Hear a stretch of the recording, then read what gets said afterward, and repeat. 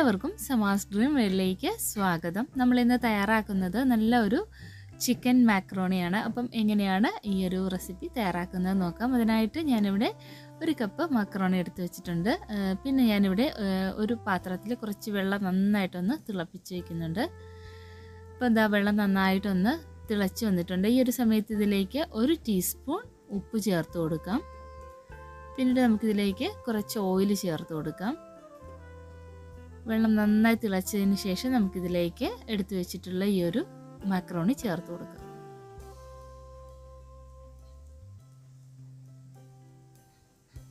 ഇത് ഇനി ഒന്ന് നന്നായിട്ട് തന്നെ ഒന്ന് കുക്കായി വരണം.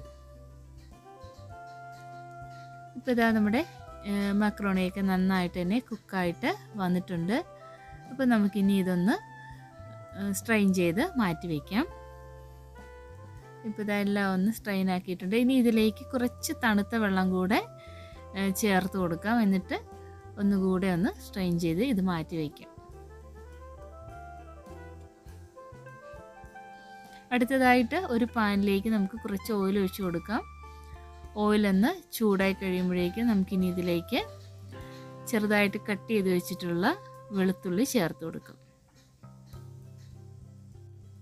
വെളുത്തുള്ളിയെല്ലാം നന്നായിട്ടൊന്ന് വഴണ്ട് വരുമ്പോഴേക്കും നമുക്കിതിലേക്ക് എടുത്തു വെച്ചിട്ടുള്ള ചിക്കൻ ചേർത്ത് കൊടുക്കാം. ബോൺലെസ് ആയിട്ടുള്ള ചിക്കൻ പീസസ് ആണ് ചേർത്ത് കൊടുക്കുന്നത്. എന്നിട്ടിത് നന്നായിട്ടൊന്ന് വഴറ്റി കൊടുക്കാം.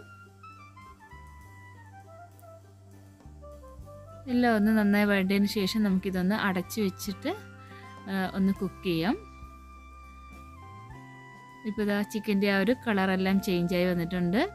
അതിൽ നിന്ന് വെള്ളമെല്ലാം നന്നായിട്ട് വന്നിട്ടുണ്ട്. ഈ ഒരു സമയത്ത് ഇതിലേക്ക് അല്പം ഉപ്പ് ചേർത്ത് കൊടുക്കാം. എന്നിട്ട് ഇത് നന്നായിട്ട് ആ വെള്ളമെല്ലാം ഒന്ന് വറ്റിച്ച് ചിക്കൻ നന്നായിട്ടൊന്ന് കുക്കാക്കി എടുക്കണം. ഇപ്പോൾ ഇതാ ചിക്കനെല്ലാം നന്നായി കുക്കായിട്ടുണ്ട്. അടുത്തതായിട്ട് ഒരു പാനിലേക്ക് കുറച്ച് ഓയിൽ ഒഴിച്ച് കൊടുത്തിട്ട് നമുക്ക് ഒരു ഒനിയൻ നന്നായിട്ടൊന്ന് വഴറ്റിയെടുക്കാം.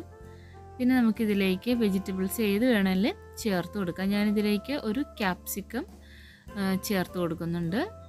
പിന്നെ ഇതിലേക്ക് കുറച്ച് ക്യാരറ്റ് ചെറുതായി കട്ട് ചെയ്തുകൂടെ ചേർത്ത് കൊടുക്കുന്നുണ്ട്. അപ്പോൾ ഇതെല്ലാം ഒന്ന് നന്നായിട്ടൊന്ന് വഴറ്റി കൊടുക്കണം. ഇതിലേക്ക് ആവശ്യമായിട്ടുള്ള ഉപ്പ് ചേർത്ത് കൊടുക്കാം. എന്നിട്ട് ഇത് നന്നായിട്ടൊന്ന് വഴറ്റിയെടുക്കാം.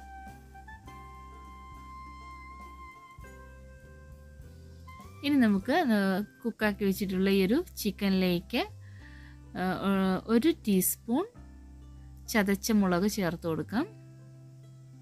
പിന്നെ ഇതിലേക്ക് ഒരു 2 ടീസ്പൂണോളം ടൊമാറ്റോ കെച്ചപ്പ് ചേർത്ത് കൊടുക്കാം. 1 ടീസ്പൂൺ ഡാർക്ക് സോയ സോസ് ചേർത്ത് കൊടുക്കാം. പിന്നെ 1 ടീസ്പൂൺ ചില്ലി സോസ്. എന്നിട്ട് ഇത് നന്നായിട്ടൊന്ന് മിക്സാക്കി കൊടുക്കാം.